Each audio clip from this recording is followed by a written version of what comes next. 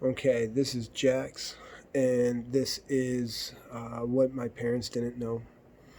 I like to call it what our parents didn't know because I'm talking to a bunch of other people. But when I'm doing these videos, I keep saying what my parents didn't know, and I think the reason for it is because this is a very personal subject matter. It's cost me a lot, and to create something positive and helpful for people is the goal for anything that anything I've ever endured. Now, in this particular case, we're talking about losing the voice. We were going to do reinterpretation, and I will talk a little tiny bit about that. Reinterpretation, it comes from a documentary that I saw called Mickey Mouse Monopoly. The documentary, it talks about the ways that Disney movies have influenced understanding the roles of men and women throughout the years, and how we've almost designed an entire culture to conform to the male and female roles in relationships and all of that. Um, there was one point where they talked about Belle, and the interesting thing with Belle is that she's a very, very smart, strong-willed, just a really wonderful woman. Like, you get why her dad loves her so much beyond just being her dad. Now Belle is in a situation. I believe she didn't want to get dressed up for dinner or something like that, and the beast lost his mind, started screaming at her, threatening her, and ultimately punishing her, locking her in her room, and telling her if she's not going to eat with him, then she's not going to eat at all. Reinterpretation is her looking past the abusive behaviors of the beast in order to find the love inside of him.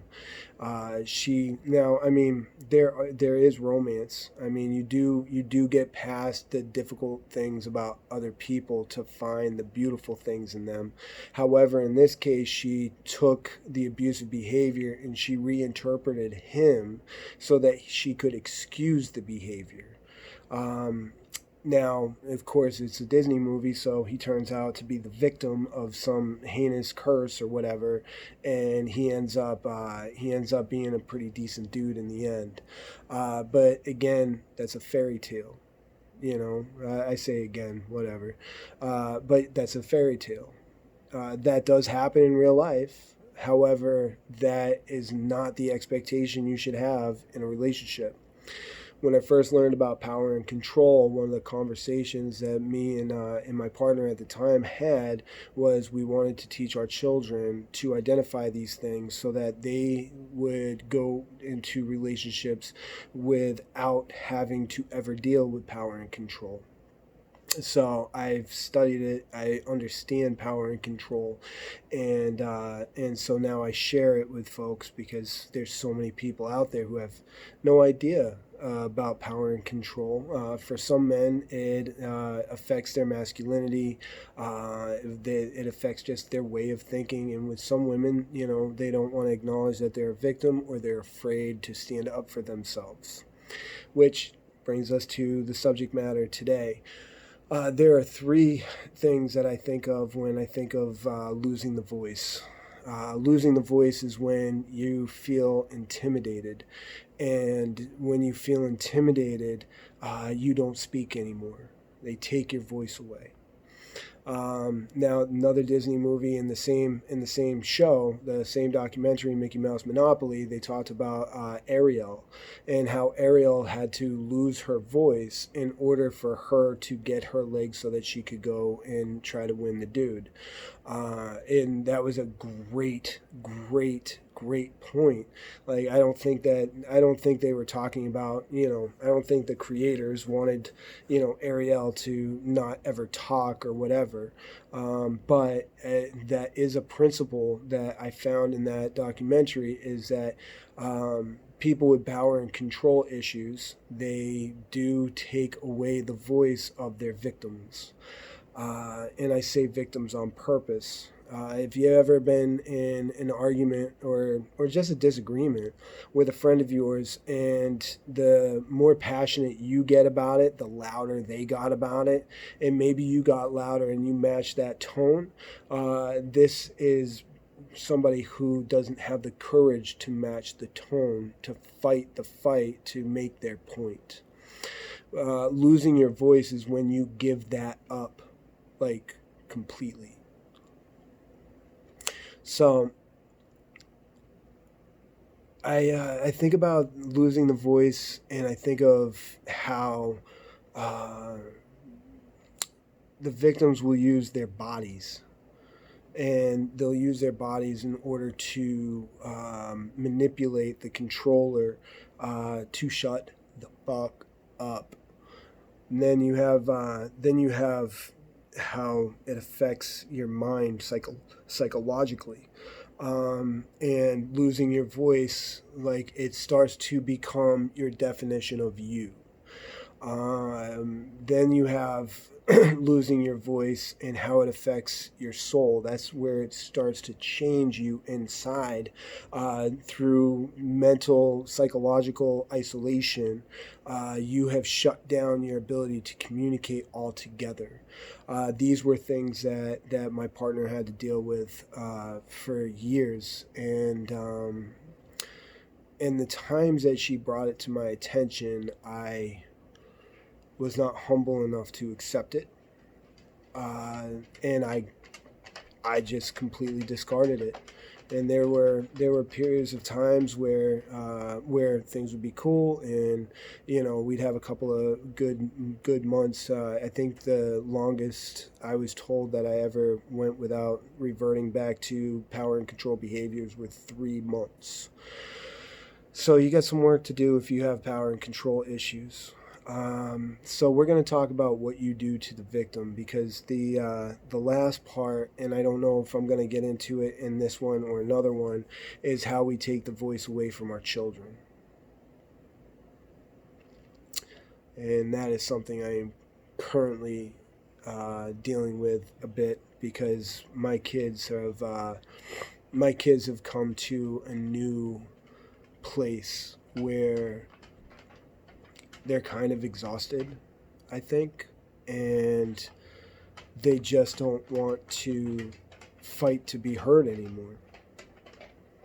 And I fucked that up, and I'm not the only person that fucked that up, but it's been done, and we're working on how to fix that, because you can't really fix it. You can only change, and once you change, then it has to be accepted. And then once that change is accepted, then the voice starts to come back, the courage starts to come back. And I think that it's not so much fear as it is anger today. But there was a period of time where there was fear. I said in I believe the initial episode, I said that the kids called me Angry Daddy. And, some of the kids remember very vividly why they called me Angry Daddy, and some of the kids, they don't have much to say about it. They just acknowledge that it happened. But as far as personal experience goes, they may have been too young to really process it and have that where they could say, this is what I remember with Angry Daddy. During that time, they kind of lost their voice, and it wasn't until I was humbled and able and willing to hear them that they started sharing with me their hearts. And as I got to know their hearts, I fell in love with them in a whole new way. And they are my favorite people in the world. And it's more than just I created them, I'm responsible for them. It's now like I know you, and I know who you are capable of being, and I know who you want to be, and I just want to bring that person out, and I just want to get to know the crap out of that person. So you can take the voice away from your children too. So there's several different things that go into the subject matter of losing the voice, but I'll just give you the blueprint on how it happens. Now there's going to be some people out there who are going to watch this and they're going to say, "Holy shit, I lost my voice. This guy is saying exactly what's happened to me." There's also going to be people who are going to watch this and say, "Holy shit, that's why my boyfriend stopped talking to me. That's why my wife stopped talking to me." And I just want you to know, change is inevitable, but directing your own change is not. A lot of the changes that happen with us is subconscious. When we take the voice away, it's not necessarily what we want to do. Now, you're going to meet plenty of people who are like, "And then she shut up, and I didn't have to hear a thing, and it was beautiful." Yeah, well, it was beautiful for a moment, and then it ended up, hurting your partner to the extent that you don't know what she's thinking no more. So I want to give you a scenario. We'll say chicken or beef. So you want to go home and you had a long day at work and your partner's at home and they're cooking dinner, and you get there and they're serving you chicken. You're like, "God damn it, like I had a long day, I had a tough day. We had steak in the freaking freezer. I thought you were pulling that out." And then there's this conversation that you allude to where you guys decided to have beef and now we're having chicken. And so fucking petty. It's petty. Most of what leads to the voices losing the voice is petty shit that adds up. So now, so now you're saying, "I don't want chicken," but now we have to have chicken. And the other person's saying, "Well, I didn't really want fucking beef, so I made beef." Well, we decided that we were going to have beef, and you should have just made the goddamn beef like you said you were going to do. Now, the person who's cooking the dinner, first of all, that person gets to decide what you eat. Like, sorry, you're not cooking it. You don't have the say. Sorry, you can put your 2 cents in, but you can't be shitty about it, bro. You just can't. Don't be. It's not worth it. It's not right. Second, that conversation is going to escalate if you don't drop it. Go take a walk. Help with the freaking dinner and just say, like, tell me what I can do. I'll clean the table, take out the trash, whatever. Do something to disengage that argument, because now this very simple misunderstanding of what we were having for dinner has now turned into an escalating argument. Okay, now the escalating argument, here's the person who made the dinner, and they're just like, "What the fuck, like, I'm just trying to cook dinner here. I just want to be done with it and move on with my day. Like, let's just have a nice dinner." The other person is like, "Well, I wanted this. I had an expectation when I got home. That expectation was not met, and you did not meet that expectation." Now that could be the whole argument, but that argument isn't necessarily going to lose a voice. The argument is going to lose a voice when that chicken dinner turns into a missed payment on your car. You know what? You always do this. You say one thing, you do the other. You told me you were going to do you were going to pay the car. You didn't pay the car. Now we got to figure out how we're going to pay the car because we're late and we spent extra money on other crap, and now we don't have enough to cover it. It turns into a second thing. Now they're like, "Wait a second, what the hell? Why are we talking about this? We already dealt with this like 3 days ago. Now we're bringing this up." Now here's the thing: if somebody lost a voice, they're not going to bother defending themselves. They're not going to bother saying that other thing. Okay? But let's say that they still have their voice, and they're going to say, wow, what the fuck? Why are you bringing that up? This is ridiculous. Look, you want beef, you cook it yourself. I'm making chicken. Good luck with that. Now, the other person doesn't like that. And so the dude coming home, he's got a real problem with that. Or chick, whatever. They have a real problem with that. And their issue isn't so much anymore about what we're eating or the car. The issue for them is winning the argument. Because now you're in an argument because they've chosen that they're going to continue this. So they're going to bring up some nonsense. It'll be something that happened 3 weeks ago, and oh well, if you did this or if you did that, and it just keeps escalating. The argument will not stop until the other person stops fighting. Now, that's one argument. What happens when you have two arguments like that in the same day? What happens if you have one argument like that 3 days in a row? Well, what happens if this argument is happening 4 or 5 times a week for a year? How long before somebody gives up and stops arguing? If you want to avoid power and control, if you want to avoid taking the voice, there needs to be humility on the part of the controlling person in that dynamic. Has to be. You need to find your calm and accept some measure of a commonality, like something that you can either concede or something that you can, something you can either concede or something that you can come to a common ground with. So you can just say, look, okay, I wanted the beef, my bad. I probably should not have brought it up to begin with. So what I'd like to do is, can we do the beef tomorrow? I'll even cook it because I'm trying to make it right. I'm trying to apologize. So I want to take on the responsibility of the consequence of me being a dickhead, and that consequence that would be okay with me would be to cook a meal for you.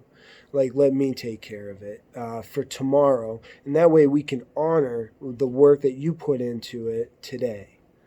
Now, if you can get to a place like that, there is a good chance that the more you communicate, and when I say communicate, let me be really clear. If you're a power and control person, when I say communicate, I mean listen. Shush your face and listen. Hear what they have to say. Think about what they have to say, and don't think about how you're going to attack it. You're in a partnership. If you're in a partnership, you find a way to work together. Okay? Maybe you and the other person aren't together. The partnership is working together. So, if you want to avoid losing the voice or bringing somebody to the point where they lose their voice, you need to have humility, and you need to have understanding, and you also need to listen so that you can overcome that. Now, I would add this. You lost your voice. Now, let's talk about the victim for a second here. Now, the victim who's lost her voice, this is what I believe happens. And I'll talk about myself. So, most of the power and control that happened to me as a kid. The power and control was pretty intense, very sporadic, oftentimes pretty scary. And ultimately, I realized that as the tone of my abuser got escalated, as it escalated, I got quieter. For about 2 years, I did not really speak much at all. The times that I did speak was usually when I was afraid, or if I was hanging out with some of my friends, which didn't happen a whole lot. My situation had changed when I had turned 13. When I turned 13, my father worked nights, and it was my responsibility to take care of my brother and my sisters at night. And I took on the responsibility of doing all the laundry and doing the dishes and shit at night, making sure the kids were taken care of before they went to bed, making sure they went to bed on time. I made sure that they were safe. I developed insomnia because I was afraid of somebody trying to rob our house, because we had some kids who liked to brag about robbing houses. I was not in a good spot, and my dad wasn't as volatile at that time, but he was still volatile. My dad would put holes in walls. He'd throw shit at you. He would wake you up in the middle of the night and yell at you about some random ass thing. He was. It was not boring. I can tell you that. It was not boring. So, what I learned was if I tried to defend myself, he'd just scream at me. And if I tried to defend my brother and sisters, he would scream at everybody. If we tried to stand up for ourselves and walk away from the screaming, he would kick down the door. He would put holes in the door, through the door. At one point, one of my doors had no hinges and no knob. And, there was more than a couple of times where somebody knocked on the door and the door just fell down because there was nothing holding it up. I lost my voice. And it was only 6 years later before I found my voice again with my dad. And I'll never forget when I stood up for myself. It was really something. I screamed so much and so loud, and I ranted to the point that words weren't even coming out of my mouth. I was just saying freaking sounds. And it was all about laundry. It was the last time I got yelled at about laundry. And when I was doing that, when I was standing up for myself and I was screaming and all that other shit, I scared my dad. And when I scared him, I did not feel right. My dad would scream at me again, I don't know, a few months later, and a Bible verse popped into my head. And the Bible verse was, a quiet word turns away wrath. And so he's screaming at me, and I'm like, fuck that guy. I'm not even giving him a word. He just screamed at me, and I just did whatever he wanted me to do. And it bothered him that I wasn't arguing back. And I think he felt bad. I really do. Because that was the end of it. I didn't get screamed at again for the rest of my life. To this day. So, let me talk about the psychology of losing your voice for a moment. And we're going to do a separate video on the body. We're going to do a little series about coercion. Now, psychologically, when you lose your voice, you start to isolate. You start having the argument with that person in your head. You're no longer using your mouth to speak. Now, maybe you have a support system in place and you're able to bitch about it to your friends. Bitch about it to your friends. And I say bitch about it, I don't mean that condescending. That's just whatever. I'm sorry if I offended you. But if they complain about it, complain about it to their friends, and that can vent it, but it's not the solution. Venting is super important. You have to get things off of your chest. However, in this particular case, where you've lost your voice, venting will maybe encourage you to be able to put your feelings and your thoughts in your own words. However, it also is not going to solve anything. Thank you, honey. You're freaking awesome. My daughter heard the cotton mouth. So anyhow, so now if you're going to lose your voice and you don't have somebody to vent to, now vent. I encourage you, share your thoughts. I'm just saying that may not be the solution. It's certainly not going to fix your problem. But it is going to give you somebody that is going to more than likely, try to give you some guidance on how to stand up for yourself, or give you some guidance on don't take this crap no more. So you've lost your voice, and let's say you don't have somebody to vent to. Now you're isolated.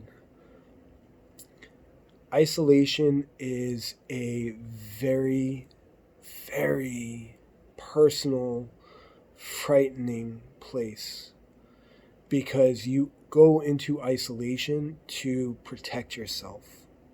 So in order to go, and so just by definition, going into isolation, if you're doing that to protect yourself, then fear has driven you there.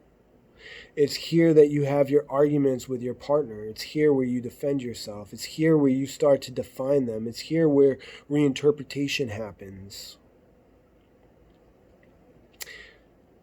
At some point, while you've lost your voice and you're in that isolation in your mind, you can take a route of gaslighting, where you justify what the dude or chick, whoever, what the controlling person has said. You justify it, and you start to reinterpret them and say, well, you know what, he was beaten up when he was a kid, he was this, he was that, he had a really rough day, he's had a lot of fucking rough days. If you're in isolation because you've lost your voice, at some point that becomes his responsibility, or her responsibility. You got to acknowledge that at some point. Now you're boxed in. You're boxed in your mind. And if you're gaslighting and you're justifying, the behavior, that's reinterpretation. If you're gaslighting, you're saying he's right, she's right, the controlling person is right. I must be nuts to be disagreeing with them. That's gaslighting. Gaslighting isn't... I don't believe that gaslighting is something that is done on purpose very often. However, I have literally met 3 or 4 people who admit to trying to convince their partner that they are crazy. That's gaslighting. And we do that to ourselves. The other thing that happens when you've lost your voice and now you're in isolation is despair. You lose all hope. And I believe with all of my heart that the worst thing you can do to any person, any human being, is take away their hope.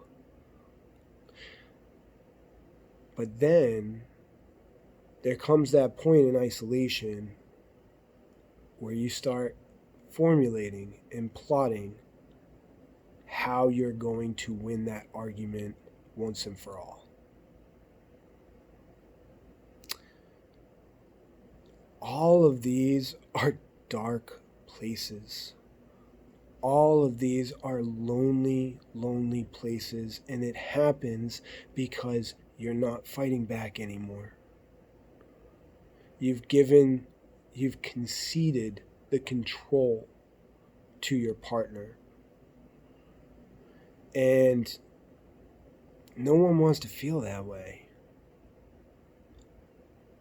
So what I'm going to recommend is you keep up with this. We're going to do a little bit of a series on this. We're going to give you some tools. We're going to help you fight back. Unfortunately, I'm a really, really good person to help you with this, because I was a victim and a controller. I understand how it happens, and I understand why it happens, but I can also help with what to do, because I feel like in a lot of ways I endured the things I endured so I could get to this place, and I just wish I didn't cause all the fucking damage that I did to get here, but I did. So keep up with us. This is Losing the Voice, and we're going to get more into the psychology of it for the victim in the next one. And keep your head up. Oh, Tupac, keep your head up, keep your mind strong. It's a struggle every day, but you gotta hold on, be strong, hold on. When it's on, it's on. I love that song. It's called Hold On, Be Strong.